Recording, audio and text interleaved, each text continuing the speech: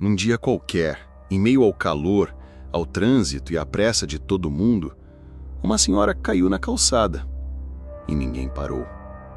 Ninguém. Menos um. Um garoto simples, entregador de bicicleta, decidiu que não ia ignorar. Ele se ajoelhou, cuidou e esperou. Dias depois, descobriu quem ela era. Mas até lá, muita coisa aconteceu. Se você gosta de histórias reais que parecem filme, já se inscreve no canal e ativa o sininho, porque essa você vai querer ver até o fim. Era uma daquelas tardes que parecem castigo. O sol batia direto no asfalto. O calor saía do chão como se o mundo inteiro tivesse fervendo. Carros travavam a rua, buzinas gritavam sem parar, e todo mundo andava rápido demais. No meio disso tudo, uma senhora cambaleou e caiu, sem força, sem som, na calçada rachada. Ninguém parou. Passantes a contornavam como se fosse obstáculo. Uns franziram o senho, outros desviaram o olhar. "Deve ser moradora de rua", murmurou alguém. Isso bastou para afastar qualquer gesto de ajuda. A cidade, apressada e anestesiada, fingia que não viu. Mas um garoto, entregador de bicicleta, viu e freou. Ele não hesitou. Jogou a mochila no chão, quase sem pensar, e correu até ela. O coração acelerado não era mais só pela pedalada, era por urgência. A senhora estava caída, com a mão no peito e os olhos semicerrados. Ele se agachou, ofegante, e perguntou: "Senhora, a senhora está me ouvindo?" A resposta foi só um gemido fraco. Sem saber o que fazer, ele puxou a garrafinha d'água do bolso lateral, molhou um pedaço da camisa e colocou na testa dela, numa tentativa desesperada de aliviar o calor. Ajoelhou-se ao lado dela, ignorando o chão quente que queimava a pele do joelho. Aquela cena era invisível para os outros, mas para ele era tudo o que importava. A senhora parecia perdida, como se estivesse num lugar entre o agora e o nunca. Os olhos não focavam, a respiração era curta e irregular. Ele pegou o celular e ligou para o SAMU, gaguejando ao explicar o local. Disse que não sabia quem ela era, mas que precisava de ajuda. E ali ficou, por mais de 20 minutos, sem arredar o pé. Enquanto esperava, ninguém se aproximou. Um casal passou apressado, uma mulher olhou com pena, mas não parou. O garoto continuou ajoelhado. A cada minuto, conferia se ela ainda estava consciente. A cidade seguiu seu ritmo. Ele ficou parado no tempo. Um tempo que, sem que ele soubesse, mudaria tudo. Quando a ambulância chegou, os paramédicos perguntaram o básico: nome, documentos, alguém da família? Nada. Ela estava sem nada. Nem carteira, nem celular. A roupa simples, um pouco suja, memória confusa, não conseguia dizer nem onde morava. Parecia perdida de si mesma. Ele olhou nos olhos dela e disse: "Ela não está sozinha. Eu fico com ela até vocês cuidarem." E foi assim que tudo começou, com um gesto que ninguém mais teve coragem de fazer. No meio da pressa, no calor insuportável, no desinteresse geral, um garoto entregador, que nem tinha obrigação, nem tempo, nem meios, fez o que os outros ignoraram. Parou. E ao parar, sem saber, mudou o próprio destino. O sol ainda castigava quando ele molhou o pedaço de pano com o resto da água da garrafinha. Cuidadoso, encostou na testa da senhora, que mal reagia. A testa suada, a respiração fraca, o calor insuportável, tudo pedia urgência. Ajoelhou-se ao lado dela sem pensar em sujeira, em pressa, em entrega pendente. A única coisa que importava era aquela mulher caída. Ele tremia.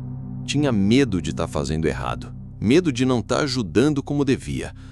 Mas ficou ali, firme, enquanto os minutos se arrastavam. Pegou o celular e ligou para o SAMU de novo. Conferiu se estavam a caminho, explicou mais uma vez a situação. Do outro lado da linha, a atendente tentava manter a calma, mas a aflição dele era maior que qualquer protocolo. A cada nova tentativa de comunicação com ela, "Senhora, me escuta?", "Só mais um pouquinho?", a resposta era sempre o mesmo silêncio desorientado. Ela parecia estar entre o presente e algum lugar distante. Mesmo assim, ele continuava falando, porque às vezes só o som da voz de alguém já segura o outro no mundo. A ambulância levou 20 minutos para chegar. 20 minutos que pareceram 2 horas. E ele ficou, ajoelhado, suando, olhando para um rosto que ele nem conhecia. Não havia nenhum adulto ao redor que tivesse parado. Nem um terno, nem um salto, nem um jaleco. Só ele, um menino de camiseta gasta, com os tênis rasgados e um senso de humanidade intacto. Quando os paramédicos desceram, olharam com estranhamento. Ele apontou para ela, apressado, explicou o que tinha visto, o que tinha feito. Não soube dar nome, endereço, nada. Só disse o essencial. Ela estava caída e ninguém fez nada. Eu fiquei com ela. Um dos socorristas olhou para ele surpreso. Era como se não tivessem acostumados com alguém que se importasse. Ela foi colocada na maca. Ainda estava confusa. Não conseguia dizer onde estava, nem porquê. Procuraram por algum documento sem sucesso. Nada nos bolsos, nenhuma bolsa, nenhum nome. Ele olhava tudo de longe, agora em pé, com a garrafinha vazia na mão. A única coisa que carregava era a decisão de não ter virado o rosto. Antes da ambulância partir, um dos profissionais perguntou se ele era parente. Ele balançou a cabeça. Nem sei quem ela é. E ainda assim completou. Mas ela não pode ir sozinha. Me avisa depois se ela vai ficar bem. Foi anotado no formulário como testemunha do socorro. Mas o que ele fez foi muito mais do que testemunhar. Ele agiu. E enquanto a ambulância sumia na curva, ele ficou parado. O corpo cansado, a mente em branco, o coração pesado. Voltou para a bicicleta devagar, como quem sabe que alguma coisa mudou, mesmo sem entender o quê. Retomou o trajeto das entregas como se nada tivesse acontecido. Mas aconteceu, e o mundo ainda ia descobrir. 3 dias depois, ele pedalava pela mesma região quando ouviu o burburinho na banca de jornal. Manchetes em letras garrafais anunciavam: idosa encontrada desorientada no centro é filantropa conhecida. A foto era ela, limpa, com outro semblante em um retrato antigo. O nome estampado em todas as capas: Lúcia Ferraz. E ele, sem entender direito, sentiu um arrepio. Lúcia Ferraz não era um homem comum. Ex-professora, fundadora de uma das maiores redes de colégios comunitários do país, referência em educação acessível. Uma mulher conhecida por bancar bolsas de estudo para jovens sem condição. Era celebrada, respeitada, homenageada, e ninguém ali, naquele dia quente, tinha reconhecido aquela senhora caída na calçada. O motivo do desaparecimento começava a vir à tona. Sofria de lapsos de memória provocados por uma condição neurológica rara. Segundo os médicos, podia perder a noção de tempo, espaço e até esquecer quem era. Um erro do motorista particular a deixou sozinha no lugar errado. E de lá, ela simplesmente se perdeu de tudo. A imprensa agora corria atrás da história. Entrevistas, chamadas ao vivo, repórteres na porta do hospital, todos queriam saber como uma das mulheres mais influentes do país foi confundida com uma moradora de rua. A resposta era incômoda, porque estava suja, desorientada e fora do lugar onde o prestígio costuma habitar. E entre tantas perguntas, uma permanecia no ar: quem foi que a socorreu?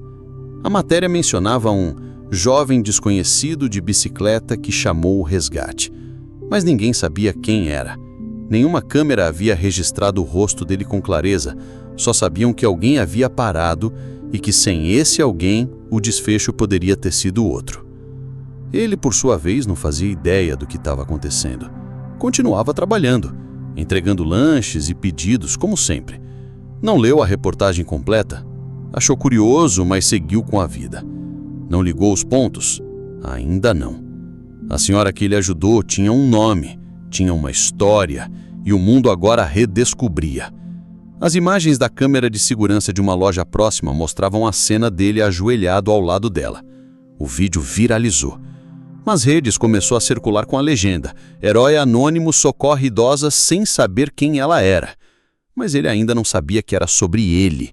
Só entenderia tudo quando fosse chamado por um nome que ainda não conhecia. E o nome estava prestes a bater em sua porta sem aviso, como o destino costuma fazer. Porque quando o mundo reconhece um gesto feito no silêncio, ele ecoa.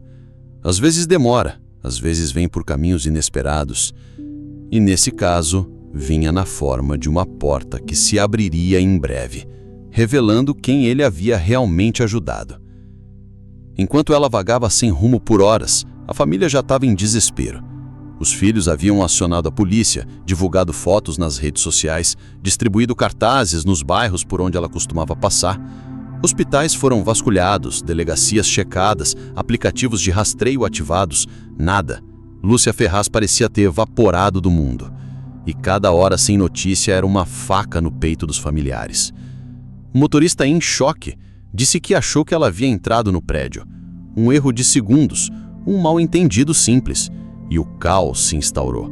Enquanto a neta chorava ao relatar o desaparecimento na televisão, a mulher que todos procuravam já havia sido socorrida por um completo desconhecido. Alguém sem nenhuma obrigação. Alguém que sequer sabia o nome dela.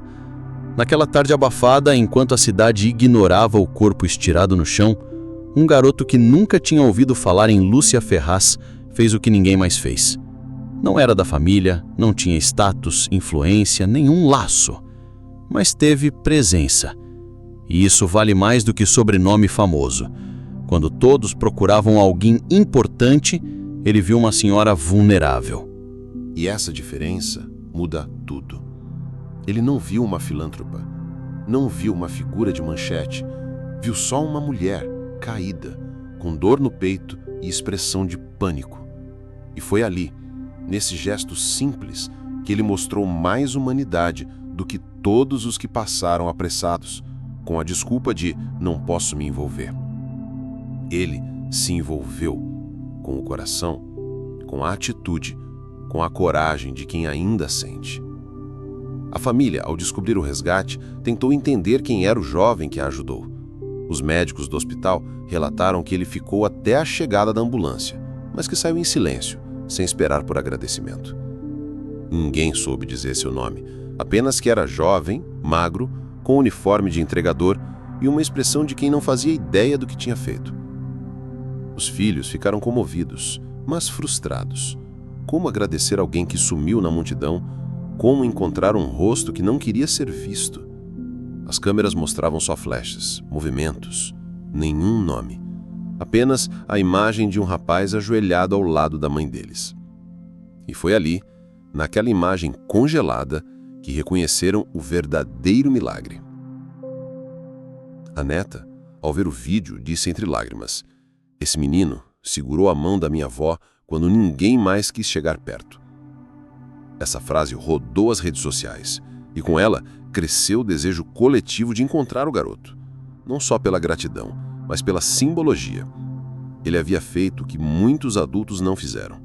Parou, cuidou e ficou. E enquanto toda essa busca acontecia, ele seguia com a vida, pedalando entre ruas esburacadas, entregando marmitas de sonhos alheios, sem saber que, ao cuidar de uma desconhecida, havia se conectado a uma das famílias mais influentes do país. E em breve, esse encontro, ainda pendente, bateria na sua porta. Era fim de tarde quando ele estacionou a bicicleta em frente a uma casa elegante, num bairro onde raramente fazia entregas. O portão se abriu automaticamente e ele entrou meio desconfiado, conferindo o número do pedido no celular. Mal teve tempo de apertar a campainha. Uma mulher apareceu na porta com os olhos brilhando e um sorriso que tremia. Ela já o reconhecia. Lúcia Ferraz estava de pé, o cabelo penteado, a expressão serena, mas os olhos marejados. Não havia dúvida. Era a senhora da calçada, mas agora vestida de dignidade e memória. Ela caminhou até ele com passos lentos, quase reverentes. O garoto congelou, sem saber o que dizer. Foi ela quem falou primeiro. É você. Ele ainda tentou confirmar se o pedido era dela. Eu vim deixar uma entrega. Mas ela interrompeu com doçura. Você me salvou. E nesse instante, a ficha caiu. Tudo ao redor desapareceu por alguns segundos. O corredor da casa, o jardim ao lado, até o celular tocando no bolso. Ele lembrou da mulher caída, da garrafinha, da ambulância. Era ela. Lucy explicou que depois de recuperar a memória, pediu para ver as imagens da câmera que havia captado o resgate. Reconheceu o rosto dele, buscou pelas redondezas, ativou contatos e pediu que, se algum dia o vissem por perto, o chamassem. Ela não queria apenas agradecer, queria conhecer o garoto que naquele dia foi o mundo todo para ela. Ele ficou sem jeito, balançando a cabeça, quase fugindo do momento. Tentou minimizar, eu só fiz o que qualquer um faria, mas ela foi direta. Não, qualquer um passou reto. Você não. As palavras dela não soaram como elogio, mas como justiça, e ele, pela primeira vez, sentiu o peso do que tinha feito. O peso bom de ter escolhido certo. Ela o convidou para entrar. A sala era grande, cheia de livros, com fotos de família espalhadas. Ele sentou devagar, olhando tudo como quem entra em outro planeta. Ela pediu que ele ficasse para jantar. E ele, hesitante, aceitou. Era só uma refeição, pensou. Mas o que viria depois daquela mesa posta com carinho seria muito mais do que comida. A família apareceu, um por um. Cumprimentos, abraços, olhos marejados. O silêncio tímido dele era quebrado apenas pelos sorrisos constrangidos. E, ao mesmo tempo, um sentimento novo surgia. Pertencimento.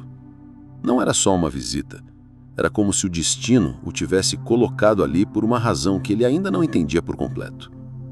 Naquele jantar, entre talheres reluzentes e pratos que ele jamais havia provado, nasceu uma conexão silenciosa. A mulher que todos conheciam pelos feitos grandiosos, agora olhava para ele como alguém essencial. E no final da noite, quando todos já estavam rindo e mais à vontade, Lúcia chamou de canto e revelou um presente que não vinha em caixa. O jantar já tinha acabado, mas o clima ainda era de celebração discreta. O entregador, ainda tímido, agradecia por tudo e se preparava para sair. Estava prestes a alcançar a porta quando Lúcio chamou de volta com um tom que não pedia, convidava. Ela estava segurando um envelope simples, mas o que havia dentro não era papel. Era um convite para mudar de vida. Ela explicou com calma, olhando nos olhos dele. A escola que eu fundei oferece bolsas de estudo, algumas para quem tira nota alta, outras para quem faz um mundo melhor. Ele já começava a negar, dizendo que não precisava de nada, que não fez por recompensa, mas ela cortou com doçura. Você me salvou a vida. Isso já é mais do que qualquer vestibular. Dentro do envelope havia uma carta formal da fundação com a proposta da bolsa integral. O curso ele podia escolher. A matrícula já estava reservada. Ela não queria apenas agradecê-lo com palavras, queria investir nele, transformar aquele gesto em futuro. E diante da surpresa dele, completou. Quando você se formar, quero que venha trabalhar comigo. Ele mal conseguia responder. Era muita informação para alguém que até ali só conhecia os caminhos da rua e os atalhos do bairro. Uma escola de verdade, um curso superior, uma carreira. Aquilo parecia filme e, mesmo assim, estava acontecendo ali, no centro daquela sala de piso brilhante. Ele, que pedalava sem rumo, agora tinha um destino traçado. Lúcia sabia o que fazia. Ela viu naquele garoto algo raro, alguém que age certo, mesmo quando ninguém está olhando. E isso para ela era mais valioso do que qualquer currículo cheio de medalhas. Ela não dava caridade, ela dava oportunidade. E fazia isso com quem tinha alma. E o garoto tinha. Mesmo sem saber, ele já era parte da missão dela. A família, reunida em volta, parecia emocionada com a escolha dela. Não houve resistência, apenas sorrisos cúmplices e olhares de admiração. Todos sabiam que aquilo não era apenas sobre gratidão, era sobre propósito. Um destino entrelaçado por acaso, mas selado por escolha. Ele ainda hesitava, mas já começava a acreditar que talvez merecesse aquilo tudo. Ela o abraçou no final e disse em tom firme, como quem dá uma ordem e uma bênção ao mesmo tempo: "A vida me devolveu naquele dia. Agora é minha vez de devolver para você." O garoto saiu da casa com a mochila nas costas, mas parecia mais leve. Não por causa do peso, mas porque agora carregava algo novo, um caminho. E no fundo, ele ainda não sabia o quanto aquele gesto lá atrás, na calçada quente, seria o ponto de partida. Porque tem presentes que não vêm embalados, nem têm laço. Vêm assim no meio da rotina, camuflados de coincidência. Mas quem tem coração atento, como o dele, sabe reconhecer quando o destino bate na porta. O tempo passou com a velocidade dos que têm pressa em mudar de vida. Os anos que se seguiram foram de estudo, esforço e noites em claro. Ele se dedicou como quem sabe o que está em jogo.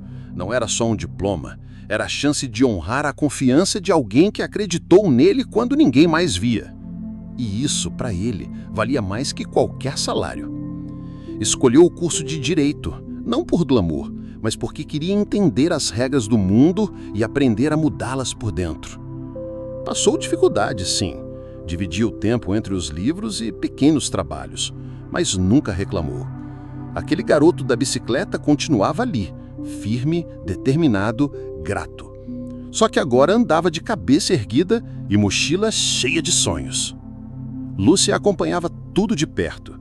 Fez questão de estar presente em cada etapa. Em vez de apenas financiar, ela orientava, puxava, desafiava. Não tratava como favor, mas como missão. Porque ela sabia, quando se planta uma semente num solo fértil de caráter, a colheita sempre vem. E ali, o que brotava era mais que um profissional. Era uma liderança. No dia da formatura, o auditório estava lotado. Alunos, pais, professores. Ele subiu ao palco com o terno emprestado e o coração disparado. Recebeu o diploma das mãos de Lúcia. Os dois se olharam com uma cumplicidade muda, aquela que só quem viveu uma história verdadeira entende. Era o fim de um ciclo e o início de outro. Semanas depois, ele assumia um cargo dentro do Instituto Educacional fundado por ela, coordenador jurídico. Um título que até pouco tempo atrás parecia inalcançável. Mas ali estava ele, não apenas com o crachá, mas com propósito. Era mais do que um funcionário, era um exemplo vivo do que acontece quando alguém estende a mão no momento certo.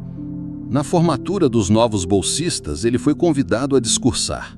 Subiu ao palco sem papel, sem ensaio. Falou com a voz embargada, mas firme.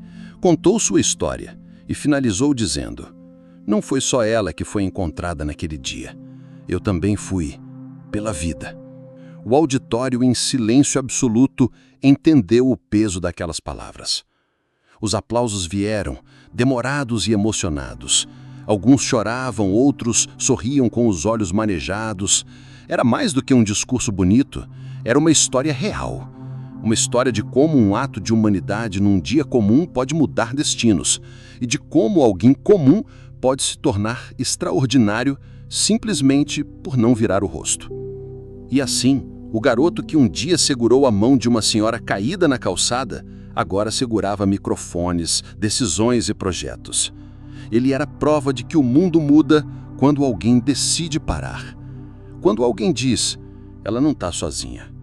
Porque no fim, ninguém devia estar. A verdade é que ele só queria ajudar. Não pediu nada, não esperava nada. Mas às vezes, quando a gente faz o certo, mesmo no silêncio, a vida responde de um jeito que ninguém imagina. Tudo mudou naquele dia. Para ela e para ele. Se essa história tocou você de alguma forma, se inscreve no canal e ativa o sininho.